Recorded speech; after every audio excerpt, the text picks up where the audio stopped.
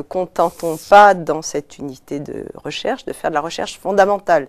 Nous voulons mettre en place, et nous avons mis en place, un continuum de recherche qui va d'aspects très fondamentaux, qui sont développés dans les locaux dans lesquels vous êtes actuellement, en passant par un transfert de ces connaissances fondamentales que nous avons développées vers des applications de manière à contribuer par exemple au diagnostic ou au pronostic de certains types de tumeurs, aller jusqu'à définir de nouvelles cibles qui seront, elles, étudiées au lit des patients par les cliniciens dans de nouveaux programmes de recherche clinique.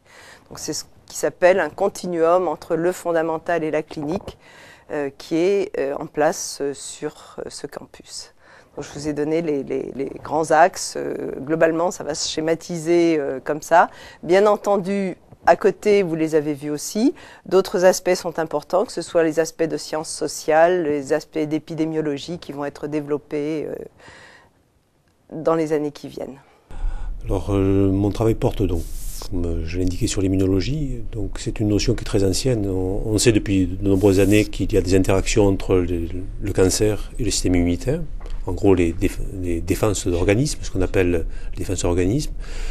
Donc, ces notions sont anciennes, mais bien qu'on le sache de façon empirique, on commence à peine, à l'heure actuelle, à comprendre comment le système immunitaire peut contrôler les cellules cancéreuses. Donc, on s'est implanté sur ce site pour tirer profit du fait qu'il y a des patients qui soignent mieux, combattent mieux leur cancer, et on essaie de comprendre chez ces patients quels sont les mécanismes mis en cause par eux-mêmes pour lutter contre le cancer. De l'autre côté, je suis fondamentaliste, donc je travaille en recherche fondamentale.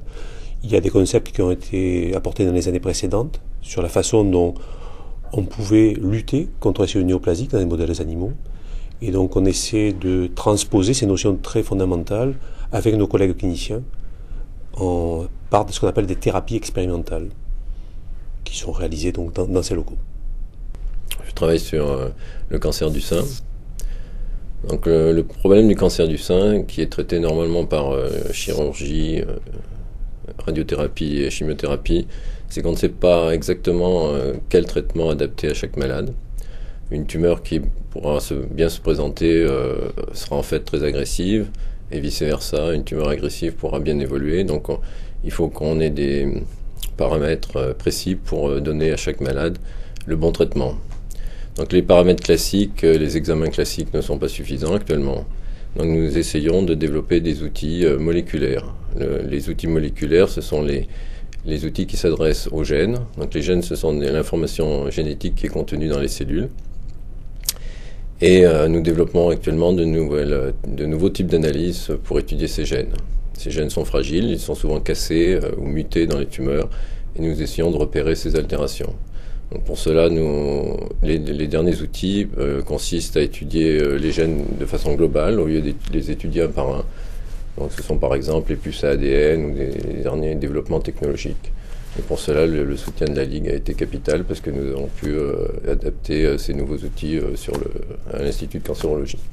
Et je suis responsable d'équipe à l'unité mixte de recherche sur le campus de Paoli-Calmettes. Donc mon équipe, c'est une équipe d'hématopoïèse moléculaire et fonctionnelle. Donc comme son nom l'indique, l'hématopoïèse, c'est une recherche autour des cellules sanguines et qui s'occupe des mécanismes moléculaires qui conduisent à la prolifération et à la différenciation cellulaire. Donc nous nous intéressons évidemment à comprendre les mécanismes moléculaires qui conduisent à la régulation normale des cellules sanguines. Et évidemment, le cancer, c'est un dérèglement de ces mécanismes moléculaires, donc nous essayons de décrypter tous ces mécanismes qui sont déréglés. Donc, par exemple, nous travaillons sur des récepteurs qui sont responsables de la prolifération. Et un des moyens d'essayer de comprendre, c'est les interactions qui sont entre les protéines. Et essayer de bloquer ces interactions. Donc nous essayons de définir des molécules qui pourraient inhiber ces interactions, qui pourraient potentiellement être des nouveaux médicaments.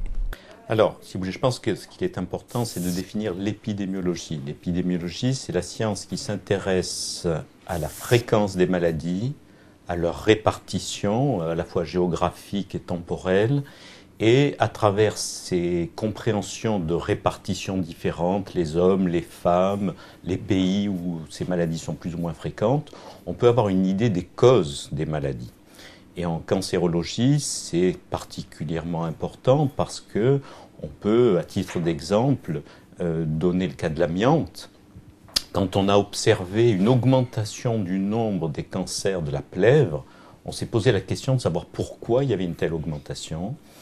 Et des études assez longues, assez complexes, mais justement c'est ça l'épidémiologie, ont permis de rattacher cette augmentation de cas à l'exposition des travailleurs à l'amiante. Et la conséquence de ces études épidémiologiques, à travers cet exemple, c'est d'essayer d'éviter d'exposer des gens à des facteurs qui rendent les maladies plus fréquentes. Donc voilà en gros en quoi consiste l'épidémiologie. Les avancées, si vous voulez, je pense qu'il faut distinguer deux choses. Il faut distinguer la méthodologie, puisque pour moi, faire une distinction entre la recherche en épidémiologie, la recherche fondamentale, ça n'a peut-être pas tellement de sens. Ce qui est important, c'est de distinguer la bonne recherche et la mauvaise recherche. Donc les progrès en méthodologie, ce qui nous permet d'être sûr, d'avoir confiance dans nos résultats, et c'est important, la science réfléchit sur elle-même, se pose des questions sur ses propres méthodes, et donc on a également dans le champ de l'épidémiologie des progrès concernant la méthodologie, et je pense qu'en épidémiologie comme ailleurs, la génétique, les nouveaux outils de génétique, de nouvelles manières de s'en servir, nous permettent d'envisager des progrès dans nos connaissances. Donc d'un côté, il y a des progrès concernant les méthodes scientifiques, et de l'autre côté, en termes de nouveautés, on s'intéresse à ce moment-là aux résultats de nos recherches.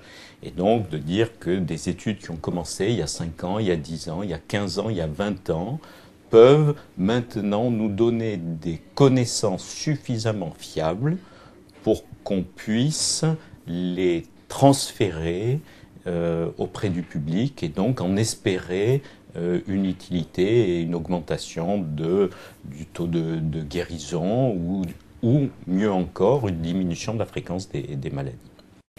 Pour la prévention, si vous voulez, il y en a 2 types de prévention. Il y a une prévention qui est l'éducation pour la santé, et on va être très simple, c'est la lutte contre le tabac. Vous voyez, ça n'a rien de nouveau. La connaissance scientifique produite par l'épidémiologie est très ancienne, mais on se rend compte que le transfert de cette connaissance vers l'application prend du temps, des résistances. Et donc là, si vous voulez, à la limite, ce n'est plus de la recherche biomédicale, c'est de la recherche en sciences politiques, en économie, en sociologie, en psychologie. Comment faire, alors que l'on sait depuis très longtemps que le tabac est extraordinairement dangereux pour le cancer et pour d'autres maladies, comment faire pour transférer cette connaissance et que l'on vive dans un monde sans tabac, c'est sans doute une illusion, mais dans un monde où le tabagisme n'aurait pas l'importance, la fréquence et la gravité qu'il a aujourd'hui. Donc ça, c'est un mode de prévention qui est l'éducation pour la santé. Et puis, il y a un autre mode de prévention qui est ce qu'on appelle la chimioprévention. C'est-à-dire trouver des médicaments, des molécules qui, quand on les prend régulièrement, diminueraient la fréquence d'apparition des cancers. Alors, ça c'est vraiment de la recherche biomédicale. Alors, je laisse de côté les petits produits, la vitamine C, les antioxydants, pour lesquels on a peu de certitude et sans doute une efficacité très limitée. Donc, je pense que la vraie question de la chimioprévention, c'est-à-dire d'une prévention médicalisée, ça serait de trouver des médicaments sans doute un petit peu dangereux. On ne peut pas rêver avoir un médicament qui soit très efficace et qui ne soit pas dangereux. Je pense que c'est une illusion. Je pense qu'on va sans doute trouver des médicaments un petit peu dangereux, mais qui auront une efficacité. Mais ces médicaments, il faudra sans doute les réserver à des personnes particulièrement menacées de développer des maladies. Donc on a de la recherche dans le dépistage, de la recherche dans la prévention, avec les 2 modes de prévention, une prévention éducation pour la santé, un peu sous la responsabilité des individus, et une prévention plus médicalisée avec des médicaments.